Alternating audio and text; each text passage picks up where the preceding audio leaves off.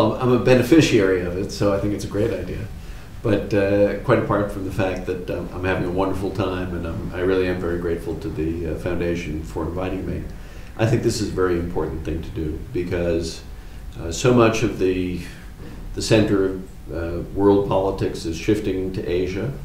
Many people of my generation, growing up, we looked at Europe, maybe the Soviet Union, maybe the Middle East, and we did not really develop an expertise in Asia unless we had really chosen that as our area of specialty. So I think this is a very useful thing. I hope you'll continue to do it. And I also think you've done a very nice job of combining both things which are very serious, and meetings and so on, with an opportunity to get a feeling for Japan. So it's all wonderful.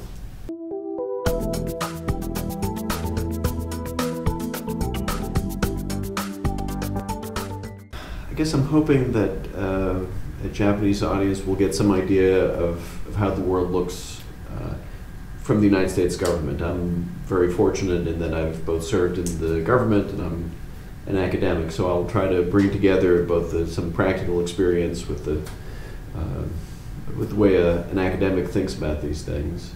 I'm going to talk a little bit about what some of the limits on making choices are, because I think that's one of the things that I've learned. And then I'll talk about the kinds of choices we face with respect to the threat from Islamic terrorist groups, from rogue nations like North Korea, and then thirdly, the rise of China.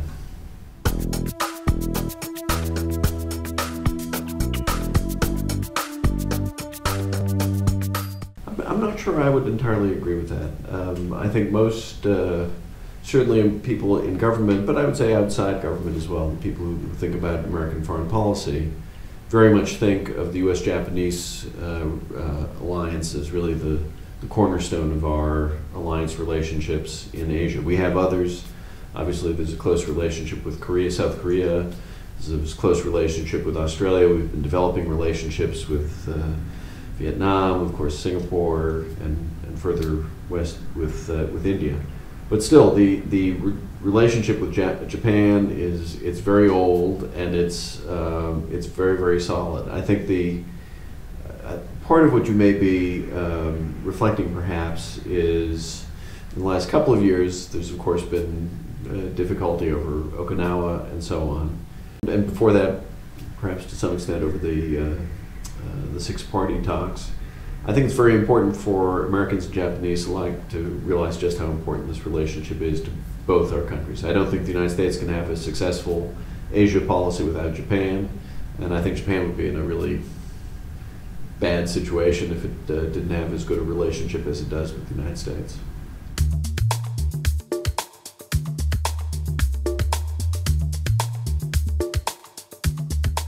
I'd say the encouragement is you have the most powerful country in the world as your friend, and that will continue to be the case for at least as far as I can anticipate. I think the words of advice, though, would be to help maintain that as a strong relationship. Japan is going to have to do more for its own defense, and in fact, I think the more Japan does, not just in terms of spending on defense, but that's a part of it, and the more it's willing to act in its own defense, actually the better that makes the relationship with the United States.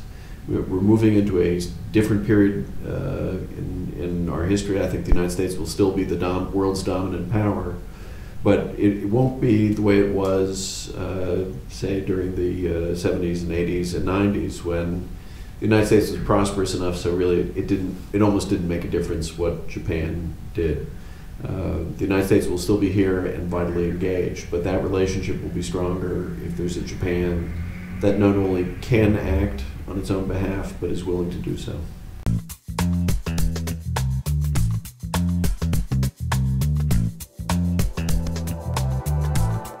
Not really. It's not my first time in Japan. I've been to Tokyo a couple of times, so I'm familiar with the city. I've been, I've had some wonderful Japanese students, as you know, and I've known Japanese professionals, mainly diplomats in Washington. I am very impressed by the quality of the people.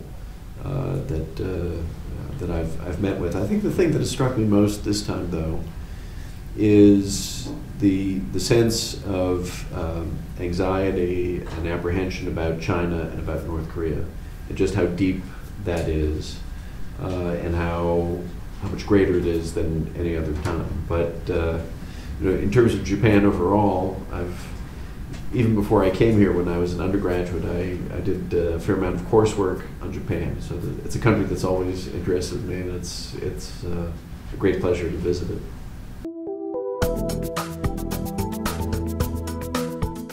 That's a very good question. I don't know. I try not to write about things that I don't know enough about, and I don't feel I know enough, so maybe that will change. I am increasingly interested in writing about the politics, the grand strategy, and the geopolitics of Asia. And you can't write about that without writing about Japan. But I would like to spend the next year or two traveling more out to this region, reading a lot about it, and then if I have something to say, I've never been bashful about putting the things I think into writing.